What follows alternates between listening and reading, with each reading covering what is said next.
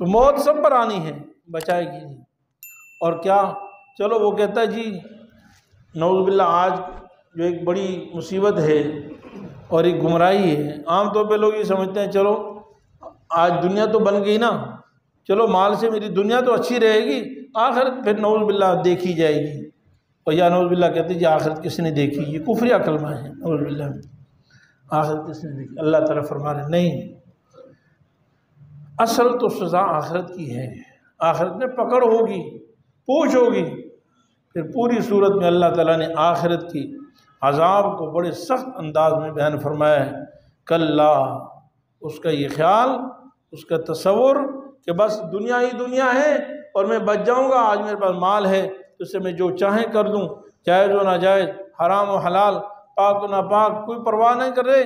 فرمایا ہرگز نہیں، مجھ سے بچ کر نہیں جا سکتا، وما نحن بمسبوقین، ہم سے آگے نہیں بھاگ، چھوٹ نہیں سکتے۔ وما انتم بمعجزین، تم مجھے عاجز نہیں کر سکتے ہو، میں تم سب کو میرے پاس آنا ہے۔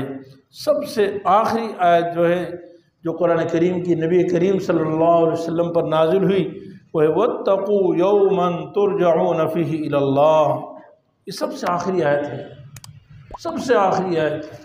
کہتے ہیں آخر میں نچوڑ والی بات آخر میں کہی جاتی، پھر اللہ رب العالمین نے کہی وَاتَّقُوا يَوْمًا تُرْجَعُونَ فِيهِ، اس دن سے ڈرو جس دن تم واپس اللہ کے سامنے جاؤ گے۔ یعنی آدمی یہ آخری دل میں بات بٹھا لے، ہر کام سے پہلے، ہر عمل سے پہلے یہ بٹھا لے وَاتَّقُوا يَوْمًا تُرْجَعُونَ فِيهِ إِلَى اللَّهِ، اللہ کے پاس واپس جانا ہے۔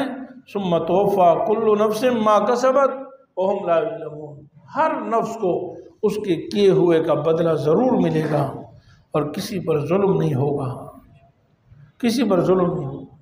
یہ آخری قرآن کریم کی آیت ہے، نصیحت ہے ہمارے لیے۔ اس لیے اللہ تعالیٰ فرماتے ہیں مجھ سے بچ نہیں سکتے ہو۔ کیا ہے؟ کَلَّا لَيُنبَذَنَّ فِي الْحُطَمَةِ، خبردار اس کو ڈالا جائے گا چورا چورا کر دینے والی میں، چورا چورا کر دے گی۔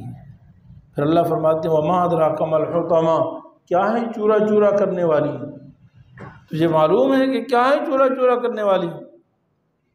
نار اللہ الموقدہ، وہ آگ ہے جو اللہ تعالیٰ نے جلائی ہے، اللہ کی جلائی ہوئی آگ ہے۔ التی تطلع علی الافئدہ، جو انسان کے دلوں تک پہنچ جائے گی، دلوں پر بھی جلائی جائے گی، دل تک پہنچ جائے گی۔ اتنی سخت آگ ہے۔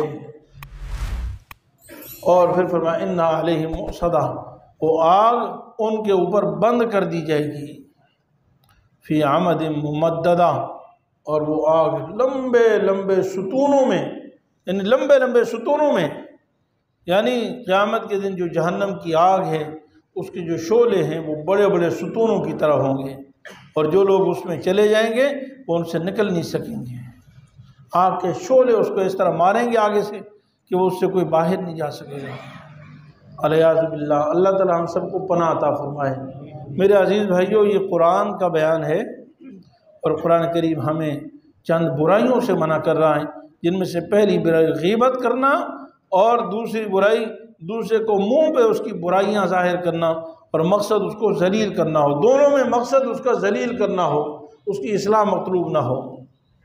اور پھر فرمایا کہ مال جمع کرتا رہے، اور یہ خیال ہو کہ جی تو ہمیشہ رہے گا میرے پاس، ہر وقت گنتا رہتا ہے، جمع کرتا۔ مفتی صاحب کے یوٹیوب چینل کو سبسکرائب کیجئے اور ان کے تازہ بیانات کے ذریعے اپنی علمی، اصلاحی اور فکری آبیاری کرتے رہیے۔ جزاکم اللہ۔